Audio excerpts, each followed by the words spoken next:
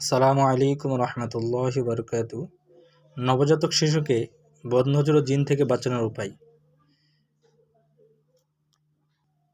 নবজাতক শিশুকে কখনোই মাগরিবের আজানের আগ মুহূর্তে এবং মাগরিবের আজানের পরে ঘর থেকে বাহির করব না।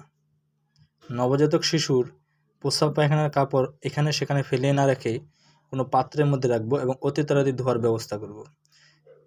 নবজাতক শিশুর পায়খানা গোছের কাপড়কে জিন্নাতরা অনেক ভালোবাসে, এই জন্য এটা খুব অবলম্বন করব। নবজাতক শিশুর কখনো মানুষের সামনে দুধ পান করাবো না। নবজাতক শিশুকে মানুষের সামনে কখনো প্রশংসা করব না।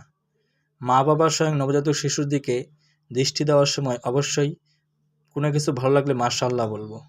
তার অতিরঞ্জিত কথা মানুষের সামনে বাচ্চার সম্বন্ধে বলবো না। বাড়াইয়া কোনো কথা বলবো না, এবং যেটা সত্য এটাও বলবো না, আপনার নজরও লেগে যেতে পারে। আরও অনেক বিষয় আছে, আজকে